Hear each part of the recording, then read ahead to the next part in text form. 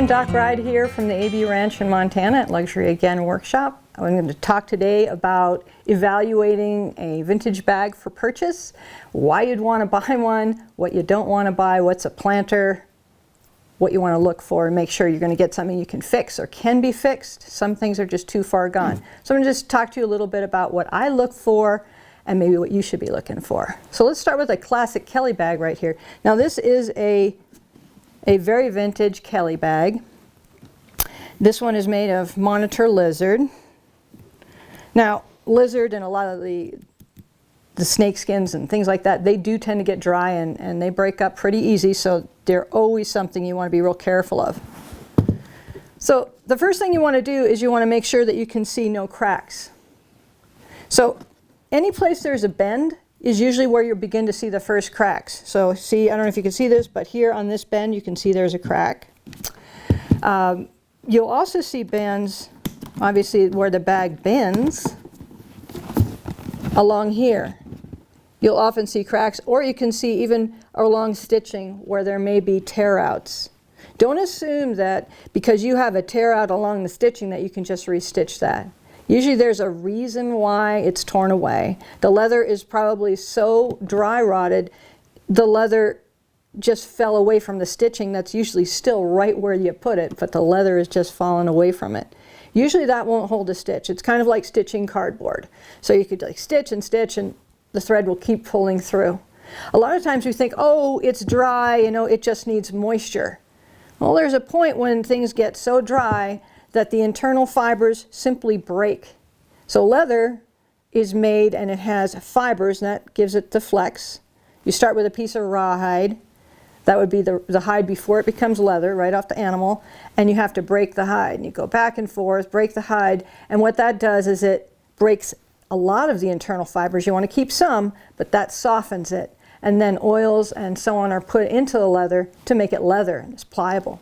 But if all those oils, all that moisture comes out over time, let's say your 20-year-old bag, it's been in the heat, that moisture comes out, and then those fibers that are holding the top layer and the bottom layer together become so brittle they just simply break away. You can't put them back together with adding moisture. I hope that makes sense. Anyway, so I'm giving you too much information, and because it's not much information, it's not as precise as I'd like it to be. Just take it as a sort of a basic overview, very shooting from the hip. Okay, so looking at a handle, a lot of times on a Kelly bag, you're going to see that it's got little lines in it. Those are usually cracks. We don't know how deep those are. But that's giving you an indication of the condition of the rest of the bag. So even though the bag maybe looks shiny, oh, it looks shiny, it must be great. It doesn't tell you anything about what's going on inside the leather. You can't see it. The other place you want to look, I call these the handle base pads. There's probably another name for them, but let's call them the handle base pads. And then the handle joins to the D-ring. So the handle base pad right here, usually these bags you'll begin to see tears happening along the sides. You want to make sure you get a good picture of that from your seller so you can see. Don't assume just a little crack there that you're going to be able to put a piece of glue there or you're going to be able to stitch it. As I said, it's usually torn. It'll probably need to be replaced. Sometimes you can get away with using it for a while, but that's probably going to be a costly repair. The most important parts of a Kelly bag to be conscious of, again, is the handle, because if the handle comes off, you don't have a handle bag, you have a clutch. So, all right, and another thing to pay attention to is all your seams and all your bends. So an old bag is okay if you have a little bit of that. If you have a lot of that, you probably don't have a bag that's going to be repairable. If you have the sides, the body of the bag are actually in good shape, you have some tears, you might be able to use the bag for a while. It's really on a case-by-case basis.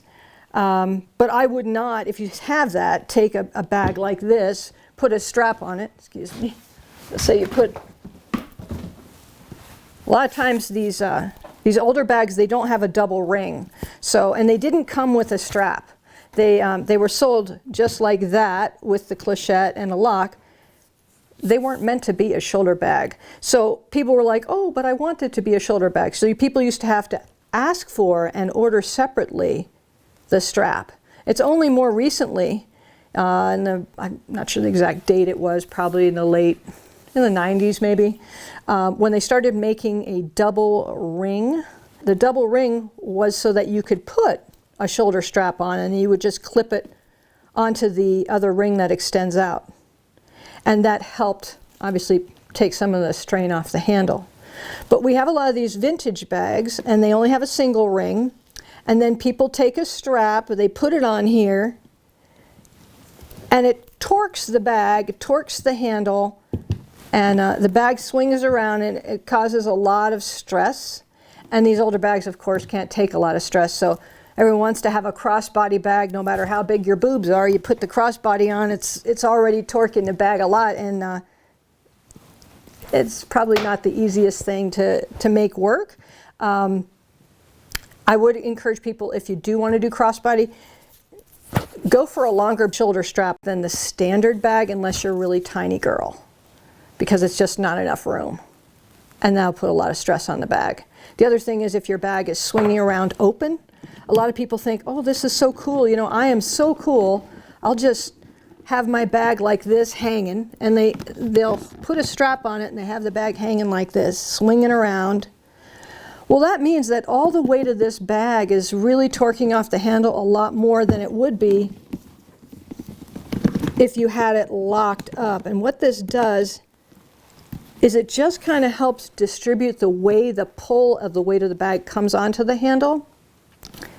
Just little things to keep in mind. Anyway, I love vintage. I love vintage bags. I just think that you need to think them out pretty well. And a lot of times we fall in love with them because, oh, they're the same year as my baby was born, or the same year I got married, or my birth year. You know, well, if it was my birth year, it'd be an antique. You know, so just keep that in mind. If it's an antique, if you're an antique, you might want to carry a bag that isn't falling apart. Just saying. Okay, so if I was going to evaluate a Birkin bag, I would make sure that I'm looking at the handles, make sure there's no cracks on the handles. I would make sure that I didn't have any tears going down the sides, again, just like a Birkin bag or Kelly bag. I would make sure that the straps are not cracking. I actually would make sure of that on the Kelly bag as well, that there's no cracking on the straps. If there's holes in the corners and stuff, I'm not really worried about that. That is something that usually you can fix. In the right hands you can fix. Probably not a home spa project, but if you throw a coin in and it ends up on the floor, that's probably too deep a hole. Although it could be fixed, probably not a home spa. You could send it here or to another leather restorer. They can usually fix that. So little bitty holes, not a big deal. Wear on the corners, not a big deal. As long as the leather is nice and flexible, mostly it can be repaired. If you see some of the edging opening up on these rims, that can be repaired. That's not a detrimental thing. In terms of use, most of these bags, as long as they don't have deep cracks on areas of bends, you're usually in pretty good shape. If there's problems with color, usually that can be fixed. Even if it's in the middle of the bag, usually that can be fixed.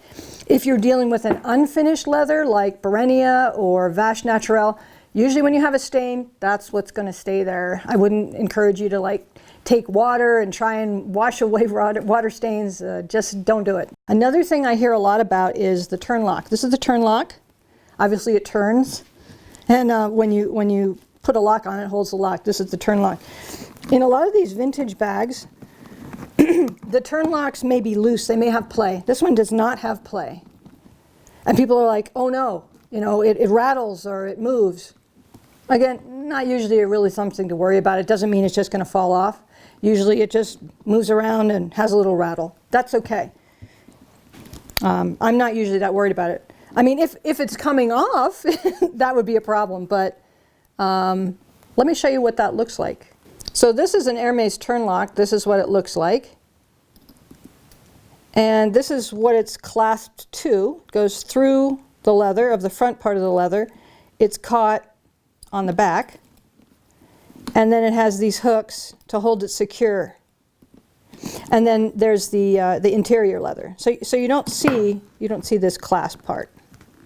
So even if you have it moving around a little bit, it has to do more with its attachment to the clasp, and usually it's not a problem.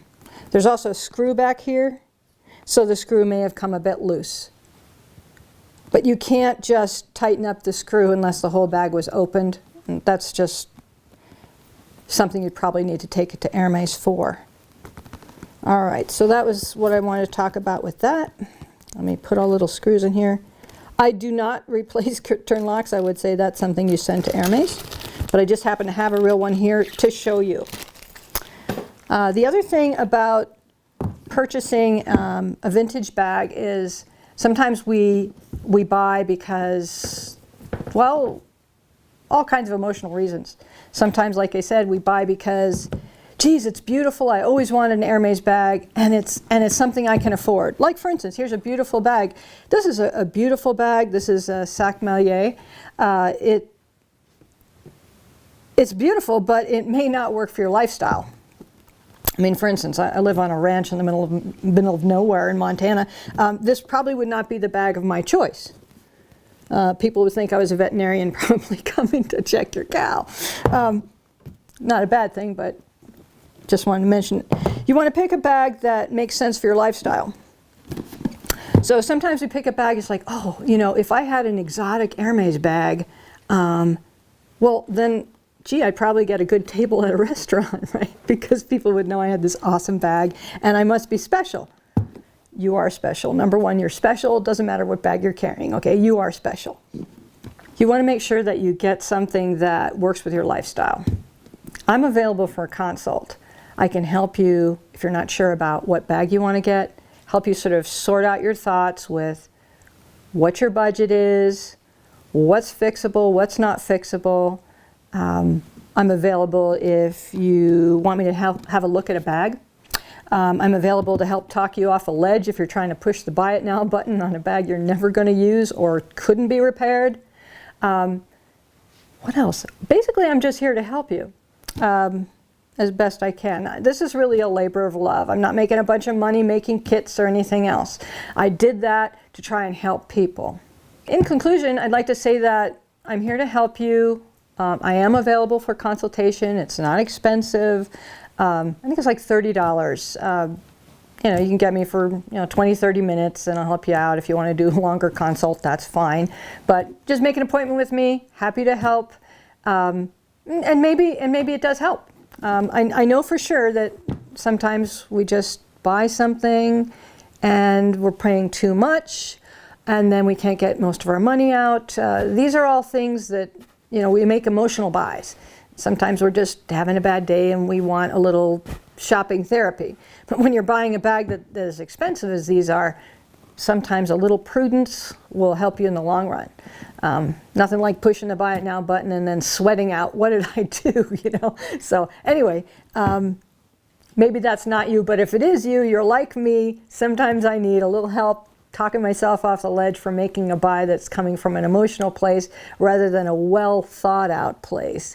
And I'm happy to help you with that. So thanks a lot, and I hope to see you come back again.